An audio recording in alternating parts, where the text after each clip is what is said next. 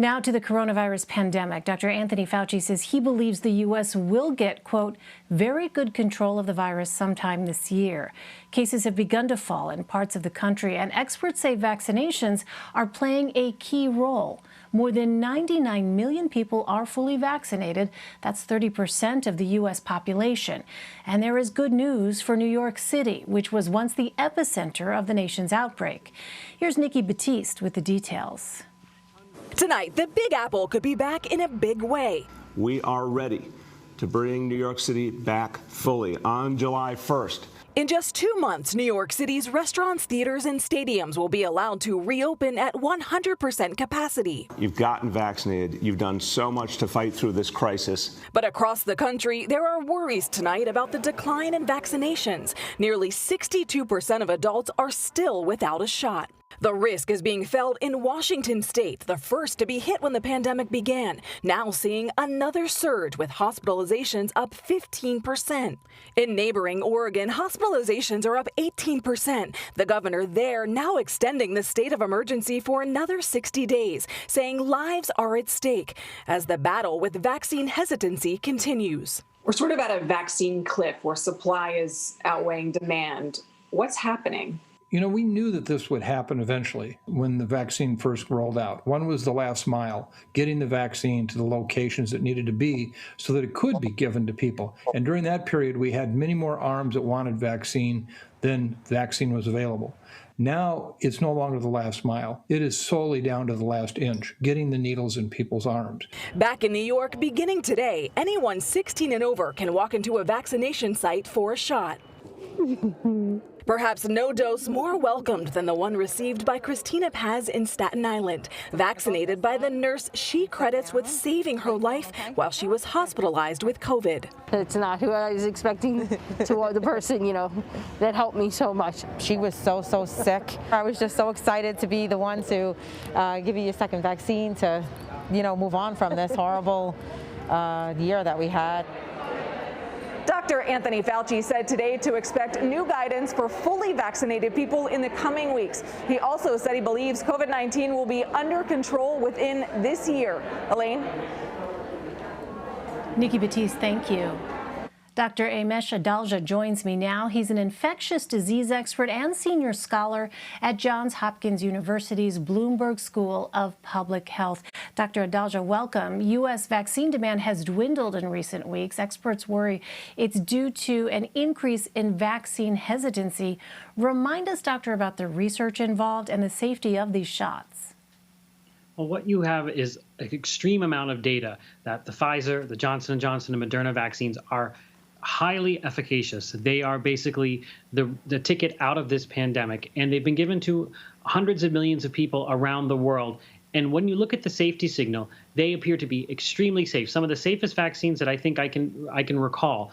There's been a lot of testing, a lot of real-world evidence, and I think right now it's not a question of, are these vaccines safe or effective? It's, how safe or effective are they? They're really off the scales, and I don't think that this is something that should cause people to pause when they think about this vaccine, that there are so many monitoring systems, so much so that the Johnson & Johnson pause occurred with just such a rare side effect that was basically a 1 in a million side effect was detected. So that tells you that there is so much effort being put into the safety of these vaccines that it should reassure the public that this is a vaccine that they want to get, and they would allow them to reclaim some of the life that they've put on hold because of the pandemic.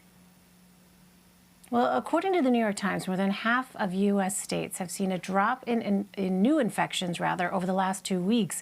What role are vaccines playing in this trend, and how likely is it to last?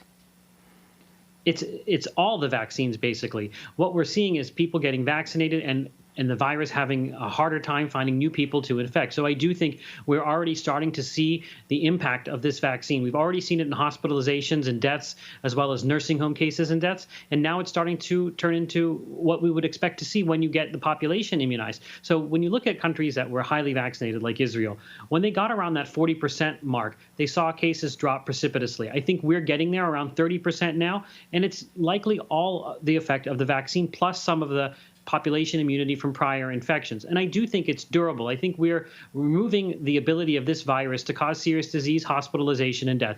We're still going to see cases until more of the younger population, the people that are driving the infections, until they get vaccinated. But I do think this is a durable decrease that we're seeing, and it will only get better if more people get vaccinated. Well, Dr. Anthony Fauci says he doesn't believe there's a chance we'll be able to eradicate the coronavirus. Do you agree, Doctor? And if so, what are we striving for? I do agree with Dr. Fauci that eradication is not possible with a virus like this. This is an efficiently spreading respiratory virus that comes from an animal, comes from bats, and then another animal which we don't know and has already went into other animals like cats and dogs, and lions have been infected. So that tells you that this isn't something that we can remove from the planet the way we did smallpox. This is going to be a virus that's with us, that established itself, but it's going to lose the ability to cause serious disease, hospitalization, and death through the vaccine. So what we're striving for is to remove the ability of this virus to cause a public health emergency, to become a much more manageable respiratory virus like the viruses we deal with every year. And that's what the vaccines do. They tame this virus, they defang it. And we're on the way to doing that by getting our high-risk populations vaccinated. Well, let's talk about India. That country recorded 1 million new COVID cases in just 3 days. In what ways is India's outbreak a global problem, and how do we stop it? There's a general principle. If a pandemic is raging in one part of the globe, it's going to threaten the rest of the globe. New variants might emerge that are going to be troublesome for us to control. But the biggest impact to me is the fact that in India, you have a net vaccine exporter. So when we talk about the developing world and getting vaccines into the developing world, it was heavily reliant on India's ability to export vaccines. And now that's really called into question because they're distracted by what's going on domestically. They have to get vaccine into the arms of their domestic population, which is, suffering greatly because of this pandemic. So controlling this pandemic in India will have a positive ripple effect because then they will be able to export vaccines. We will be able to get control of this virus in many other countries. So that's why India is going to have an outsized influence. That their pandemic running out of control there is going to be something that has to be a priority for the world to stop if we are to contain this pandemic worldwide. Finally, Dr. Pfizer's CEO says an at-home pill to treat coronavirus could be available by the end of the year. How much of a game changer could that be? It would be extremely useful to have what would be like a Tamiflu equivalent for COVID-19. We've not had any really great antiviral therapy. There have been a lot of false starts, and the antiviral therapies like monoclonal antibodies that we have to be infused by an IV. So if we could have a pill that people could take that could decrease their contagiousness, speed their recovery, decrease complication rates, it would be a great boon to handling this virus. I wish we would have had one long ago. Hopefully this pill, which is in phase 1 clinical trials, will pan out and make it through and eventually be something that people can prescribe and can take because it would really be a game changer in terms of decreasing the complication rate from this virus. All right, Dr. Amesh Adalja for us. Doctor, appreciate your insights. Thank you. Thank you.